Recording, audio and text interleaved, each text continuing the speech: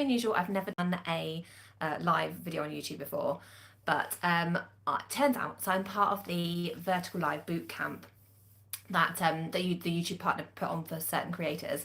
So I was really excited to be part of the boot camp, but it does mean I have to do 3 vertical lives before tomorrow. And as usual, I am complete last minute Larry. So I am down to the wire and I'm doing my 3rd live. So I thought we'd just come on and do a bit of a Q&A really. So I put out a community post earlier just asking for any questions, and I've had a few questions, so I'm going to jump into those questions, and as ever, if you have any questions, then please put them into the chat that's in this live video. So my first question was, what made you choose domes over other forms of glamping? Okay, now that is a great question. So we chose domes because we had to have canvas as part of our planning permission. So we got our planning permission for fixed tent campsite, which made us have to have a canvas structure. So we went with yurts, we looked at teepees, we looked at safari tents, but we ended up with the 2 yurts. And they were great to start with, but you have to take them down in the winter and put them back up in the spring. And we had this instant when we left them up, and then we had this massive storm come through, and the yurt ended up like basically being pushed off the base. So we ended up tethering it to the tractor, and anyway, it was a complete nightmare.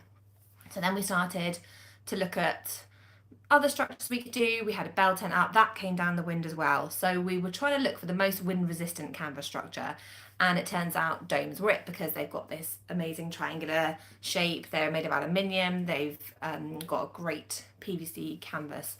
So that's why we ended up going with domes. And we now have 9 of them, literally every size, ranging from a 4.4 metre up to a 10 metre. So yeah, the domes are by far the best and most wind resistant canvas structure, and that is why we went with domes. Thanks for that question. So my second question I had was, how many times a week does your washing machine run, and why don't you outsource the washing? Okay, so the washing machine is on in the summer holidays 24/7. That's not quite true. We probably do 5 loads a day, and the reason we don't outsource the washing is because I worked out it was going to cost about £40 per changeover, and obviously we're looking at our profit margins and thinking, we're charging, say a 2-night break is £240 or something like that. Then we're talking about the cost is like £40 for me to turn it around. Plus then, if we added another £40 on for doing it with all the laundry, we'd be like massively eating into our profit margins. So because we do it all ourselves, it just doesn't cost anywhere near that much. I know the tumble dryer is on continuously as well, and it does mean that I don't have to iron, so I can just take it straight out of the tumble dryer, fold it up, happy days. So that is how the washing machine is on all the time, and this is why, I don't know if you saw our last, our most recent video of our crazy season. This is why I don't have any pants. Because I just never get around to washing our own household washing. Isn't that awful? So my poor family, like, they do some emergency washing, obviously. But yeah, and I was wearing pants in the last video, I promise. But yeah, the washing situation is really stressful over the summer, and now I'm just catching up now that the kids are back at school and we're back on, like, they have to have uniforms, so the washing is done. Thank you for that question. Our third question is, what is the glamping show? And is it open to the general public or just to glamping site owners? So the glamping show is the only UK trade show solely for the glamping industry. And we've been going for the last 10 years. It just had its 10th anniversary last year, so it's brilliant. We love the glamping show. We'll be exhibiting there with ResNexus. It is open to the general public, so anybody can go. It's free tickets, free entry. So it's quite an interesting day out. You get to see lots of different structures, hot tub manufacturers, loads of innovative stuff. There's loads of seminars as well, so there'll be a seminar. There's 3 days of it, so there's seminar sessions every single day. My seminar session is going to be on the Thursday, and it's all about the tech you didn't know you needed. So I'll be talking all about tech and ResNexus, and not just about ResNexus tech, but also about other tech innovations that there are that can be really useful for the glamping industry. So we love the glamping show. I will be vlogging from next week. So from the start of the week, I will vlog through me going to the glamping show on the Wednesday, setting everything up, what the show days are like, me having to organise the kids and everything. So yeah, so that'll be quite fun. We'll be doing a lot of that all next week. And if you do get a chance to come, then it's on Thursday, Friday, and Saturday next week, and it is a brilliant few days. So definitely come along. We've got the GITA AGM, the Glamping Industry Trade Association. We've got the AGM on the Friday, so I'm also gearing up for that. So I've got all the pull-up banners and the flyers and everything ready to go for that.